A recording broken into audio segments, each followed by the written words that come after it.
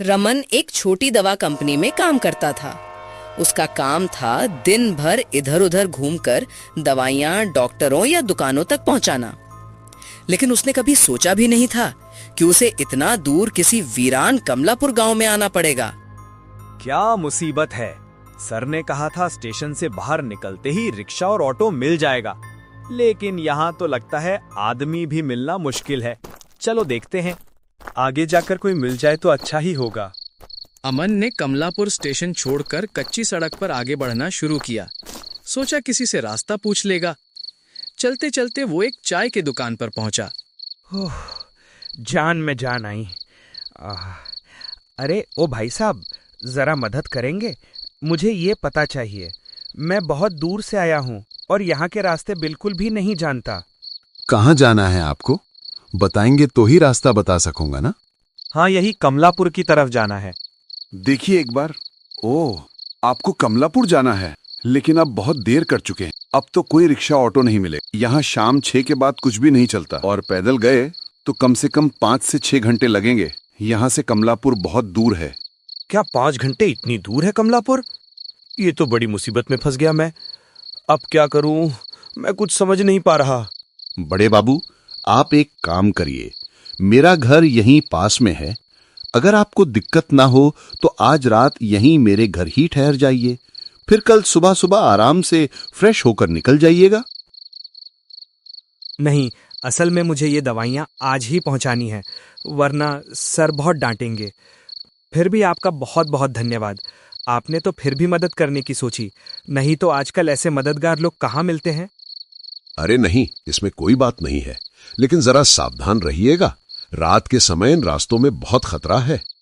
ठीक है भैया, चलिए तो फिर मैं चलता हूँ।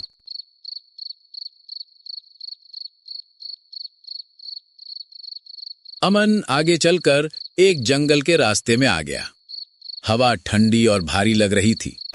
पेड़ों की टहनियां जैसे झुककर कुछ फुसफुसा रही हों। कुछ देर बाद बारिश शुरू हो गई। अमन भागने लगा। अमन भागते भागते एक हवेली के पास पहुंच गया। बारिश भी अब रुक गई थी। तभी हवेली के पास उसे एक आवाज सुनाई दी, किसी के रोने की आवाज। अमन चौकन्ना होकर चारों ओर देखने लगा, लेकिन आवाज साफ सुनाई दे रही थी, एक औरत की सिसकियां। गेट के पास एक पुराना नीम का पेड़ था। उसी के नीचे सफेद कपड़ों में एक औरत बैठी थी। अमन उस औरत के पास गया। माँ जी, आप ठीक हैं? ये क्या हुआ आपको? तुम आखिर आ ही गए। क्या मतलब? आप मुझे जानती हैं? तभी वो औरत गायब हो गई। अमन इधर उधर देखने लगा। मान जी, आप कहाँ चली गईं? यहाँ तो थीं। अमन की सांसें तेज हो गई। चारों ओर सिर्फ हवा की आवाज थी और कहीं दूर बिजली कड़कने की। वो इधर उधर देखता है, लेकिन वहां अब कोई नहीं था। जहां कुछ पल पहले वो औरत बैठी थी, वहां जमीन पर सिर्फ गीली मिट्टी और गिरे हुए कुछ फूल पड़े थे। अमन कांपती आवाज में बड़बड़ाया, ये क्या था? मैंने देखा तो था उसे। वो आगे जाने ही वाला था कि तभी हवेली के अंदर से उसी औरत के रोने की आवाज आई। अमन डर गया, लेकिन फिर भी वो हवेली की ओर बढ़ा। अमन ने हिम्मत जुटाई और भारी कदमों से हवेली के अंदर कदम रखा। अंदर अंधेरा था, बस दीवारों पर लटकते पुराने चित्र और मकड़ी के जाल ही दिख रहे थे। तभी वो औरत उसके सामने आ गई। यही था उसका असली रूप। अमन उसे देखकर बुरी तरह डर गया, पर उसने हिम्मत जुटाकर पूछा, तुम कौन हो? मैं वही हूँ जो तुम्हें बाहर मिली थी। मैं इस हवेली की बहू थी, उसने धीमे स्वर में कहा।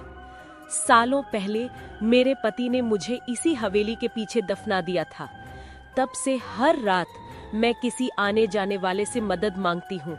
कोई मेरी आवाज सुनता नहीं, लेकिन आज तुम रुके हो। मुझे शांति दो, वरना मैं तुम्हें मार दूंगी और यहीं पीछे दफना दूंगी। अमन डर के मारे भागने लगा, पर उसके पैर जमीन से जैसे चिपक गए थे। वो धीरे धीरे उसके पास आई और फुसफुसाई, तुम यहाँ से अब नहीं जा सकते। पहले तुम मुझे मुक्ति दो। मैं क्या करूं? मुझे तो पता भी नहीं कि कैसे मुक्ति दूं तुम्हें। मेरी अस्थियां हवेली के पीछे दफन है, उन्हें निकालकर पास की नदी में बहा दो, तभी मैं मुक्त हो पाऊंगी। मेरे साथ हवेली के पीछे चलो। वह उसे हवेली के पीछे ले गई। वह हवेली के पीछे गया जहां जमीन खोड़ी उभरी हुई थी। उसने वहां खुदाई शुरू की। हर वार के साथ मिट्टी से ठंडी भाप निकलती रही और हवेली के टूटी खिड़कियों से किसी के फुसफुसाने की आवाजें आने लगीं। मुक्ति, मुक्ति। कुछ देर बाद उसने खुदाई रोक दी क्योंकि उसके फावड़े से किसी कठोर चीज की टकराहट हुई थी। उसने झुककर मिट्टी हटाई और तभी उसकी आंखें फैल गई। वहां एक कंकाल पड़ा था। अमन के हाथ कांपने लगे, उसकी सांस रुक सी गई। वह पीछे हटने ही वाला था कि पीछे से वही आवाज आई। वो मैं ही हूँ, यही मेरा शरीर है। अब तुमने मुझे ढूंढ लिया है, मुझे इस धरती से मुक्त करो, मुझे नदी तक ले चलो। अमन ने कांपते हाथों से उस कंकाल को उठाया, उसे एक बैग में रखा और धीरे धीरे हवेली के पीछे के रास्ते से नदी की ओर निकल गया।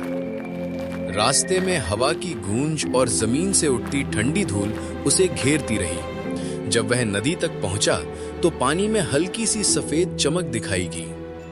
उसने कांपते हाथों से वो गठरी पानी में डाली। जैसे ही वो बहने लगी, नदी में हल्का कंपन हुआ और आसमान में छाई काली बादलें अचानक छट गईं। ठंडी हवा गर्म हो गई। औरत नदी के किनारे खड़ी थी। अब उसके चेहरे पर मुस्कान थी। धन्यवाद बेटा, अब मैं मुक्त हूँ। इतना कहते ही वो औरत गायब हो गई। औरत के गायब होते ही सब तरफ सन्नाटा छा गया। नदी का पानी अब बिल्कुल शांत था। चांदनी उसमें हल्के हल्के झिलमिला रही थी। अमन धीरे धीरे उस डरावनी रात को पीछे छोड़कर वहां से चला गया।